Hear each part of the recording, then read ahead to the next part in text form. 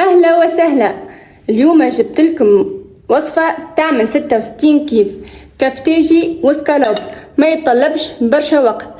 تابعوني على قناتي كويزين مريوة.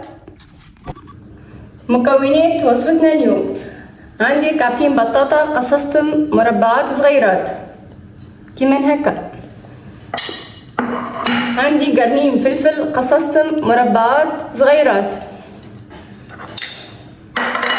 عندي طرف قرع قصصته مربعات صغيرات،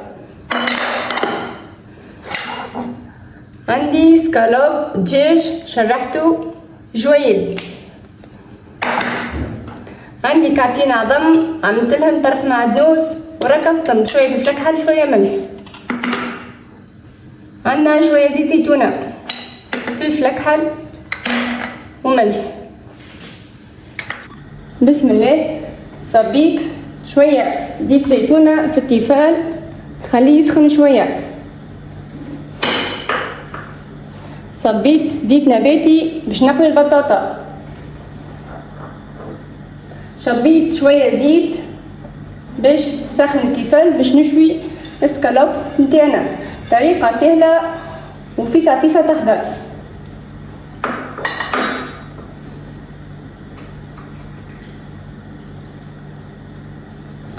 باش نخلي طرفين سكالوب يتشويو في الزيت.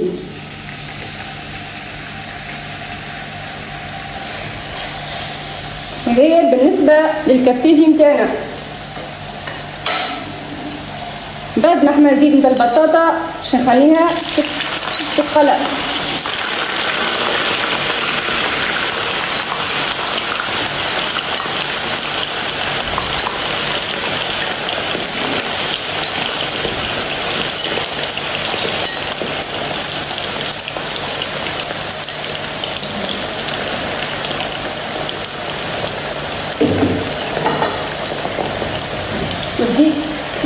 والتيفال متاعنا قاعد يسخن باش يدخل فيه السكالوب.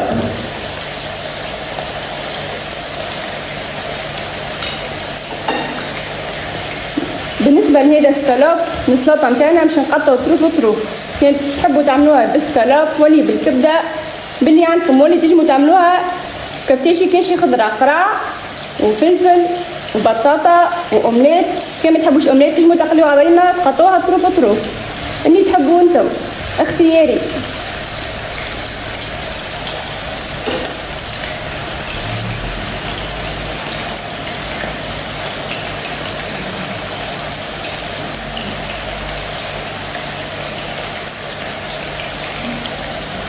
بعد ما تكون التيفال متاعنا نحط طريقات السكالوب في التشوير.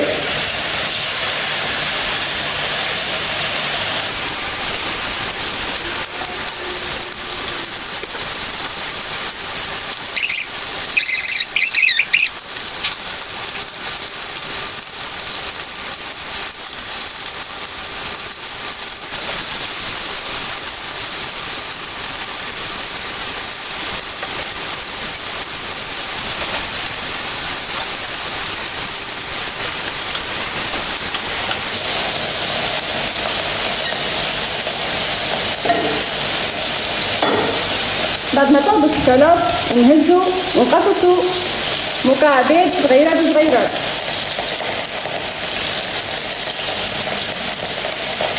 نحط هيك الزيت متاعنا القرع،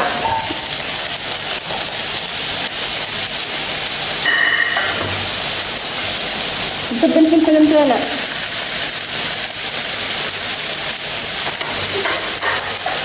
نخليهم يدبلوا شوية،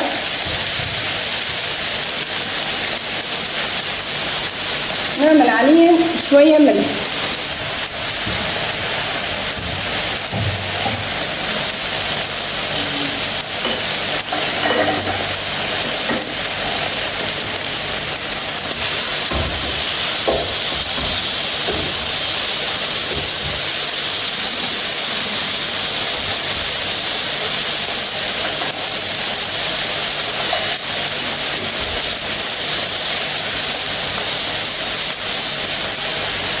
نعاودو نحركوهم نخليهم هكا على جنيب.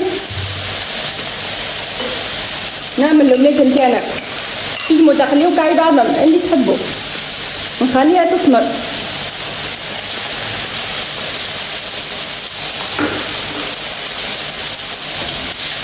السكالوب نتاعنا طاب البط يعني البطاطا قاعدة تحضر.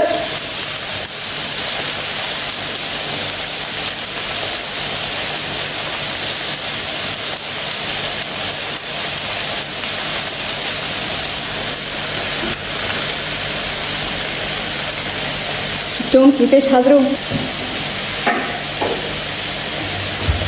نستقبلوا هيك الأومليت نتاعنا، نبدا نقصصها طريفات هكا نحركها ونعملها.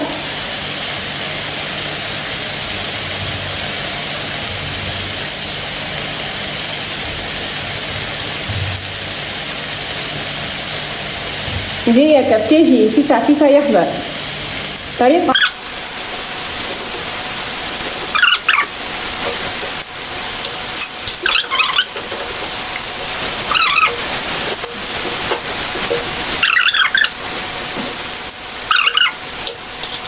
طبت الميت نطفي عليه.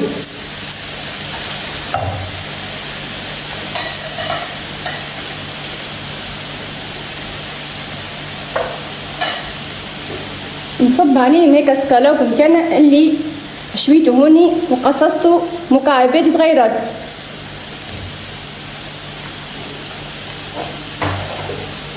ونحركو ندخل المكونات مع بعضهم حتى لين تحضر البطاطا متاعي.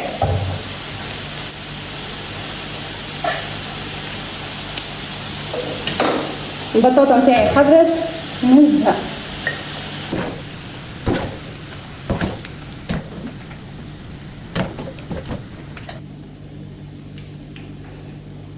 بعد ما حضرت البطاطا نصبوها على الكبتاجي متاعنا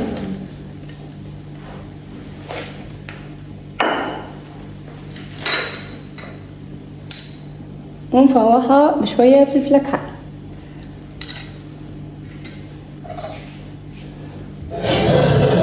هكيكا يكون الكبتاجي متاعنا حضر.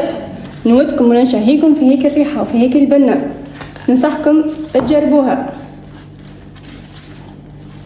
شفتوا محلاها، محلى الألوان اللي فيها. نودكم ونشهيكم.